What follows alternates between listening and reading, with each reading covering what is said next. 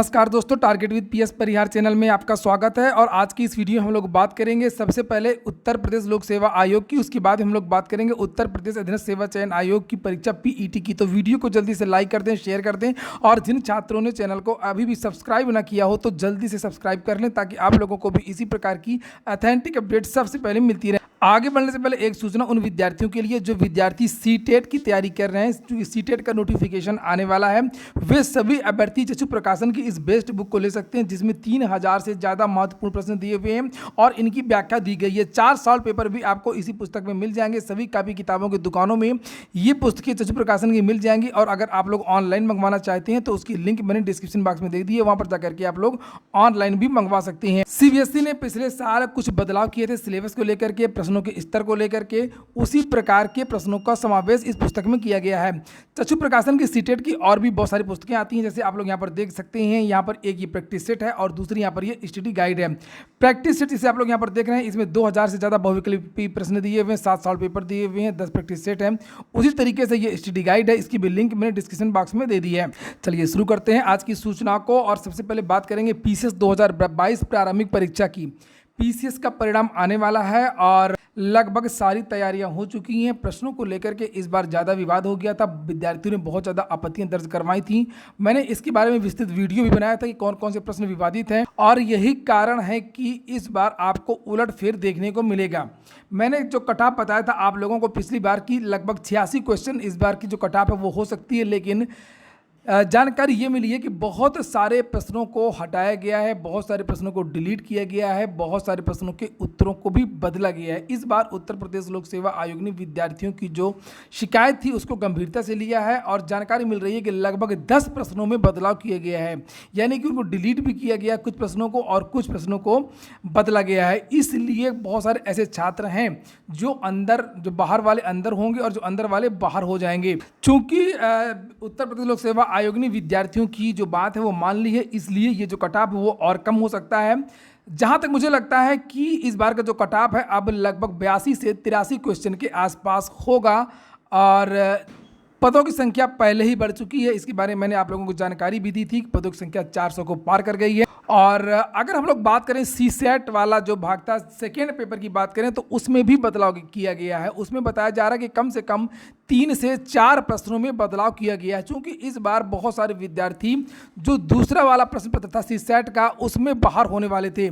तो जो विद्यार्थी 32 प्रश्न या 31 प्रश्न के आसपास हो, वो विद्यार्थी भी मुख्य परीक्षा की तैयारी करना शुरू कर दें, चूंकि बदलाव किया गया है और कॉमन नंबर भी दिए गए हैं। अब हम लोग बात करेंगे आरओ की। पीसीएस के बारे में मैं बता चुका हूं कि इसमें लगभग 5 से 10 दिन के बीच में इन विद्यार्थियों का जो परिणाम है वो जारी हो जाएगा, यानी कि लगभग 26 तारीख से लेकर के 5 तारीख के बीच में, 5 अगस्त के पहले परिणाम जारी करने की योजना है उत्तर प्रदेश लोक सेवा आयोग की।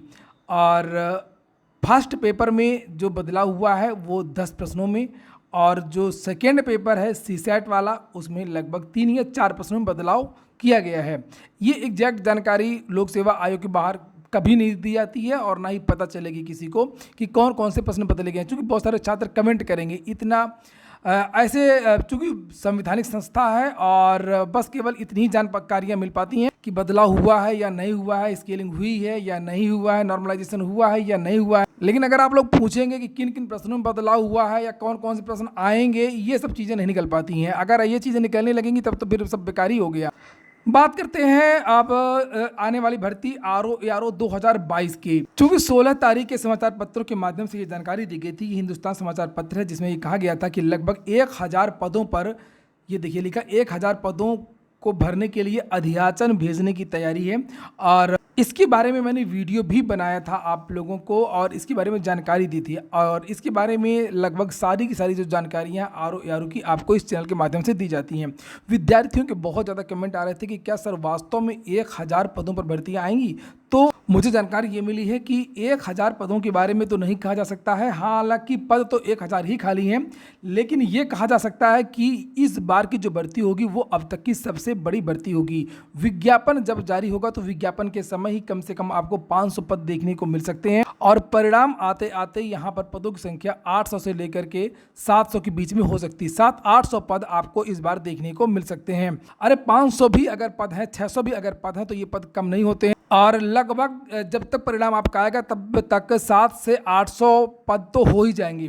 चूंकि ये सचिवालय आप लोग देख रहे हैं, इसके अलावा भी बहुत सारे विभाग हैं जिनके बारे में मैंने आप लोगों को जानकारी दी थी। उत्तर प्रदेश लोक सेवा आयोग में भी आरओ एआरओ होता है और निर्वाचन आयोग में भी होता है आरओ एआरओ, राजस्व विभाग में भी होता है आरओ एआरओ, और ये सभी पद इसी विज्ञापन में आते हैं। इसलिए लगभग 350 आरओ के पद विज्ञापन में ही निकलेगा। कम से कम 350 आरओ के पद और कम से कम 200 पद जो है वो एआरओ के विज्ञापन में ही निकलेंगे। वहीं पर जानकारी ये मिली है कि इसका जो विज्ञापन है वो दिसंबर से लेकर के मार्च के बीच में जारी हो जाएगा।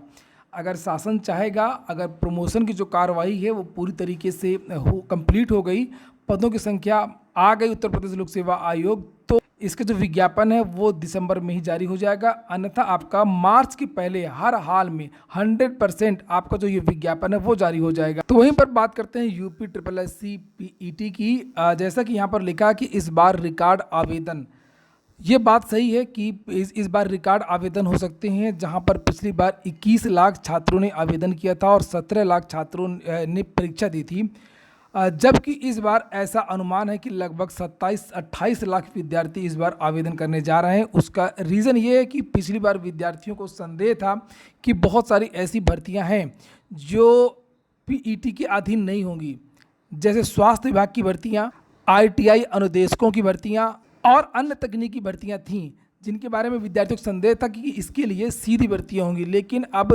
जितनी भी समूह की भर्तियां हैं, ये सभी भर्तियां अब PET के अधीन हो गई हैं और विद्यार्थियों को मालूम भी चल चुका है कि अब उत्तर प्रदेश में अगर समूह की नौकरी करनी है तो PET करना होगा, और इसलिए ज़्यादा से ज़्यादा विद्यार्थी इस बार आवेदन कर रहे हैं। पिछली बार एक अफवाह भी उड़ी थी कि PET रद्द हो जाएगा, PET कैंसिल हो जाएगा, मामला कोर्ट में भी था, लेकिन अब वो संदेश समाप्त हो चुका है और इस बार कंपटीशन तेज होने वाला है। एक और बात है कि इस बार जितने भी विद्यार्थी हैं जो सिविल सर्विसेज की तैयारी कर रहे थे या SSC की तैयारी कर रहे थे, वे सभी अभ्यर्थी भी अब यूपी SSSC की तरफ देखने लगे हैं और PET के जो लास्ट डेट है वो 27 तारीख है। ज़्यादा से ज़्यादा विद्यार्थी पहले ही आवेदन कर दें, इस बार डेट बढ़ने की कोई भी संभावना नहीं है। वहीं पर एक ब्रेकिंग न्यूज है कि CBSE का जो रिजल्ट है वो जारी हो गया है। 12वीं का लिखा हुआ है कि 92.71% रहा कुल परिणाम।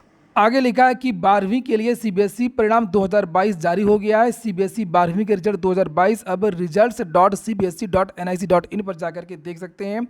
यहाँ पर एक वेबसाइट और है cbse.gov.in, यहाँ पर भी ये परिणाम आपको देखने को मिल जाए। तो ये हो गया आज का वीडियो। अगर आपको अच्छा लगा हो कि काम को तो लाइक अवश्य कर दें। पूरा वीडियो सुनने के लिए बहुत बहुत धन्यवाद। और हाँ, आप लोग टेलीग्राम चैनल से अवश्य जुड़ें।